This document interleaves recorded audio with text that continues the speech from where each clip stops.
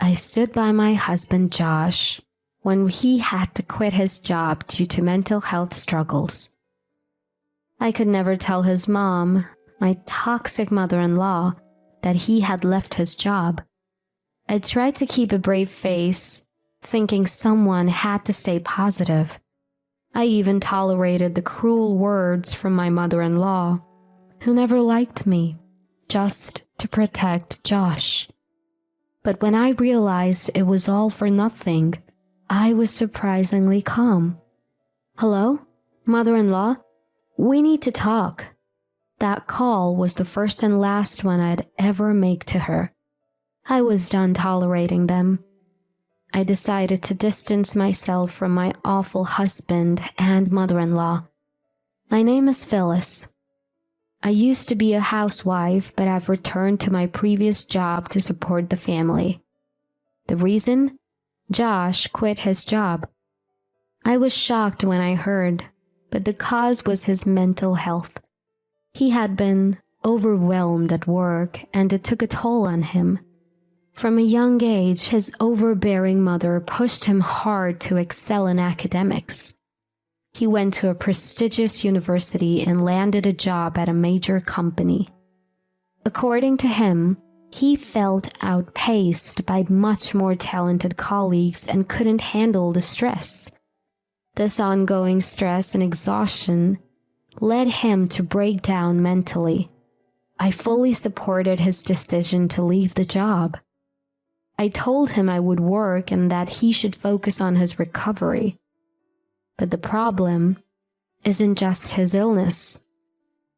Actually, I would support him through anything. That's not the issue. The real headache is my mother-in-law. She's incredibly proud of how well she raised her son. She loves comparing me and Josh and made a big deal out of me being a housewife for his sake. "The optics are bad if you both work. It looks like my son can't support you by himself." I had announced my plan to return to work as a family meeting. My mother-in-law didn't react kindly to it. Back then, I loved my job and took great pride in my work. So, becoming a housewife was not something I wanted. But my husband didn't want to go against his mother. So I reluctantly left my job to focus on our home. Returning to work now brings mixed feelings, guilt towards my husband and genuine happiness for myself. Of course, I want my husband to recover from his illness soon, but I'd also like to keep working even after he gets better. But working is a secret I'm keeping from my mother-in-law. She would never forgive her darling son for quitting his job. Since he's already quit, telling her wouldn't change anything, but forgiveness would not come easy. I can easily imagine her harsh words adding stress to my already mentally struggling husband. He'd been lectured until dawn when he received bad grades in school. If the next test score wasn't good, he was constantly nagged and complained at. "Are you not ashamed of these grades? You have no value in life. I shouldn't have given birth to you." He was raised with these kinds of constant insults. In modern terms, she would be what we call a toxic parent. Confronting her directly isn't an option. I have to keep this a secret no matter what. By the way, my father-in-law has passed away, and mother-in-law lives alone in her house. We're not living together, so she hasn't found out yet, but if she realizes I'm not home during the day, she's likely to take some action. Living with this anxiety, I've been working every day. 3 months into my secret employment, a message from my mother-in-law finally arrived. "Are you out gallivanting every day lately?" She didn't tell me how she knew, but she probably heard it from a neighbor. So I told her I was attending cooking classes. I thought this was paint me as a devoted wife, trying to better herself for her family and husband. But the mother-in-law was different. "You're just a gold digger. You never did housework before, that's why you have to take a cooking class." It seemed like no matter what I said, mother-in-law would only respond with snide remarks. "Your mom didn't prepare you for marriage, huh? Oh, right. She worked too. You were raised by a mom who couldn't even manage the household." I can tolerate being insulted, but I won't sit idly when she badmouths my parents. My mom balanced both work and housework just fine. Me taking cooking classes is entirely my own shortcoming. From the perspective of mother-in-laws everywhere, my comment probably lacked charm. But there are lines that just shouldn't be crossed. Needless to say, mother-in-law heated up even more and gave me an hour-long lecture. Since I was advancing my work on the computer, it wasn't too bad. Occasionally I got scolded for not reacting properly, but if I took everything she said to heart, I'd be the one losing it. I don't have time to feel down. Soon, mother-in-law started calling me more frequently. I've informed my workplace and got permission to take her calls, but honestly, it's a hassle. Also, I sometimes travel for work. Whenever I'm away, I tell her it's a business trip. Apparently, she doesn't approve of that either. "Stop gallivanting with my son's money. You're supposed to be supporting him, not acting like a jobless housewife." I wanted to ask what more could I possibly do to support my husband, but I simply nodded. Arguing with someone like mother-in-law only wastes more time. Of course, I do argue when it's unbearable, but nodding and listening is quicker. I make sure my voice sounds like I'm seriously listening so she doesn't accuse me of being insincere. But the daily calls started to get to me, and stress began to pile up. After work, I came home and sighed as I sat on the living room sofa. I tried not to show my exhaustion in front of my husband, but at that moment, I didn't realize I really didn't have the energy to keep it together. My husband saw me and apologized with a regretful look. "I'm sorry for leaving everything to you, Phyllis. Must be tough." Even though I didn't want to make him feel guilty, I shook my head vigorously. "It's not your fault, Josh. I've told you, I'm fine with us both working. I'm not tired from work. It's just that my mother-in-law has been extra intense lately." I answered with a laugh, but if anyone knows how relentless my mother-in-law can be, it's my husband. He opened his laptop saying he'd look for a job soon. He knew from our last doctor's visit that I still needed counseling. I told him that there was no rush and that I wished he'd take things easy. "Thank you. I'm so glad you're my wife, Phyllis." Seeing my husband smile for the first time in a while made me genuinely happy. Having him by my side gives me the strength to carry on. While marriage isn't everything, I felt thankful to be married to him. People might think my life looks tough, but supporting each other in times like this is what partners do. I was confident that he'd help me if I were in trouble. That faith remained unshaken. Still, the daily calls from my mother-in-law didn't stop, and her nagging seemed endless. Then, today, she made a comment that had me questioning what all the previous conflicts were about. "Aren't you ashamed of being unemployed when you're married to such an outstanding son?" Hearing those words, I was flabbergasted. "Weren't you the one pressuring me to be a housewife?" I wanted to say that, but decided to hear her out first.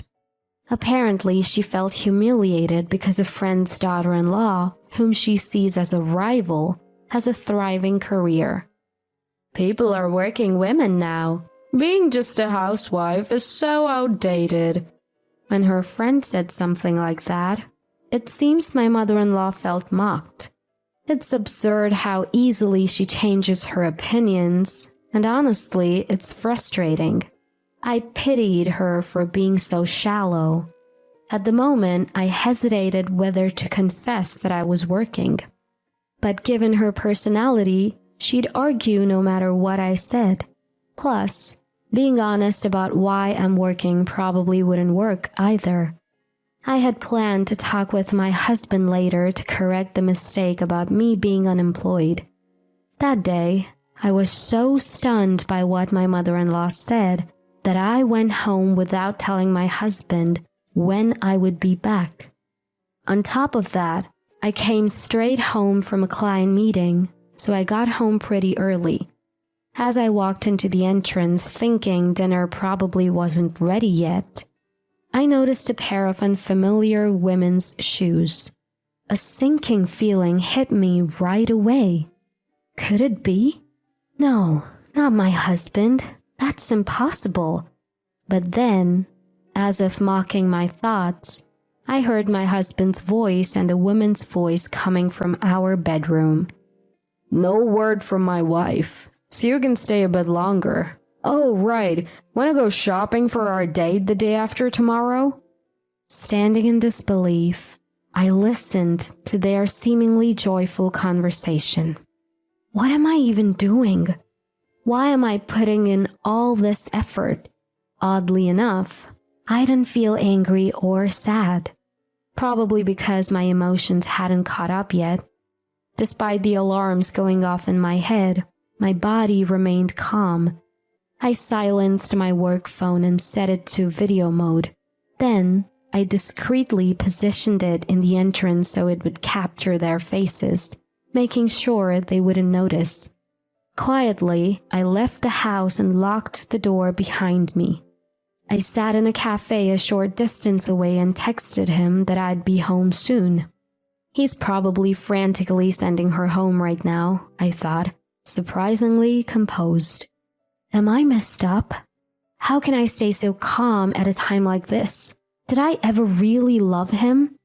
I wonder why I was able to stay so calm. Maybe I should have gone into the bedroom where the husbands were at the time. Questions flooded my mind. And then, before I knew it, I was sobbing into my coffee at the cafe. People around me must have been startled. A woman past 30, crying quietly to herself. But I didn't care what anyone thought. I didn't have the luxury. What was this all about? What am I to my husband? It was truly, painfully sad. My heart ached so much. I wondered if anything could be more painful. About 30 minutes later, I stopped crying and, with shaking hands, called the psychiatric clinic my husband was supposed to be attending. I'd like to change the appointment date, I told the receptionist, giving them my husband's name. And sure enough, the response was exactly what I expected. He hadn't made any appointments. In fact, he hadn't been to the clinic since his initial visit. I came back home pretending nothing happened. My husband, looking guilty and downcast as always, welcomed me. He looked so happy just a while ago. I held back the words that almost slipped out. Heading to the bedroom to change, I checked the data on my work phone where I had secretly recorded him. His friend was in the footage. This guy is married too, I muttered, and for some reason I laughed. I then called my mother-in-law. I won't work anymore and I will never listen to you, I told her, cutting off the call. Within 15 minutes of me getting changed, the intercom buzzed. As annoying as it was that she showed up like clockwork, things were going just as I had hoped. My husband reluctantly answered the door, and a furious mother-in-law stormed in. "Jobless freeloaders out! I never accepted you as my daughter-in-law! Give me back my son!" Mother-in-law, inconsistent as always, was fuming. I showed her the video I had just recorded. "You see, my husband was having an affair at our home. Feel free to take him back. I'm planning on divorcing him anyway. My response seemed to please her more than it shocked her. I'll overlook the affair. A divorce is excellent. Come on, Josh, let's go home. My husband, his arm grabbed by his mom, vanished from our home. He looked like he was about to cry, but honestly, the one who wanted to cry was me. Alone in the room, I broke down again. It was okay to cry my eyes out today. Otherwise, I felt like I would break. I might have initiated the divorce, but it's incredibly sad. Happy memories flooded my mind. Had I jumped to conclusions? But I couldn't take it anymore. How many times had he snuck her into our bedroom without my knowing?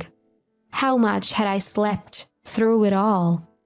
The more I thought about it, the more I was convinced that I had done the right thing. Before I knew it, it was morning. I took the day off. I didn't want to see my husband's stuff anymore, so I hurriedly packed his belongings and sent them to his parents.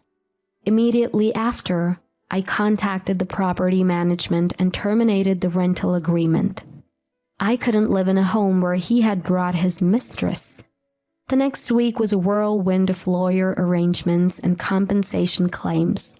I might have crumbled if I were alone, but I had the full support of my family, friends, and co-workers. I managed to keep going. Today's the day I get divorced from my husband. As I walk into the lawyer's office where we had agreed to meet, my husband and my mother-in-law are already there. As soon as I enter the room, my husband pleads, saying he doesn't want a divorce. My mother-in-law is in tears, waving a handkerchief and claiming that I've treated her horribly. Phyllis, please don't leave my son. He can't live without you. Both my husband and mother-in-law look worn out, and I know exactly why. I've been receiving detailed updates from my husband about their life together. Initially, my mother-in-law was happy about the divorce, but it didn't take long for her to find out my husband is jobless. From then on, she's been berating him daily. However, it seems my husband reached his breaking point and finally raised his hand against her. Ever since, they've been hurling insults at each other day in and day out. All I could think upon hearing this is how glad I am that I left them. If they were trying to win my sympathy, my husband is surely a fool. I've cut off ties with the woman I cheated with. You're all I have left, Phyllis. He's lied about being ill and cheated on me, even after losing his job. Turns out, he voluntarily quit his job after causing a substantial loss to a business partner. There's no reason anyone would need a husband who's such a pathological liar and betrayer. I state my opinion clearly, and both my husband and mother-in-law start bawling. You have no right to cry. Just sign the divorce papers already. If you don't, I'll proceed with a mediated divorce. Hearing my cold words, my husband crumples the divorce papers he had been holding. I think to myself how pointless that is. Look at the lawyer and nod. Let's go with the mediated divorce then. No amount of persuasion is going to change my mind. Deciding there's no point in further dialogue, I inform them that my lawyer will handle everything and stand up to leave. As I do, my husband latches onto my feet. I don't want a divorce. I can't help but get a headache from this absurdity. An adult man acting like this. The office staff rushed over to my screaming husband and pulled him away. I left the law office right then and there. His cries still echoed down the hallway of the building, and I heard his mother berating him too. I felt truly relieved I had cut ties with them. Once again, I felt deep down in my heart that way. I filed for a mediated divorce and successfully divorced him 6 months later. Thanks to the infidelity compensation, I didn't have to give him a dime. He seemed to have incurred debts paying his affair partner's husband, too. Word has it, they both went their separate ways and never ended up together. His affair partner moved back to her family's home after being divorced. My ex-husband seemed to be mentally broken, mostly from daily mental abuse from his mom.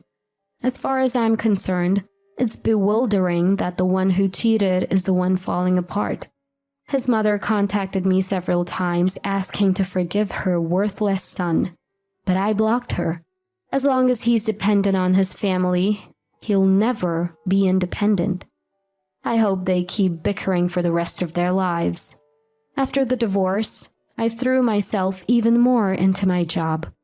Not wanting to think about anything else was probably the main reason. But as a result, I got promoted and now can do more of what I enjoy. I'm extremely grateful for my workplace and colleagues for taking me back after I had resigned. I plan to keep working hard to make it worth their while. And I vow to fully support those who helped me when I was down and betrayed.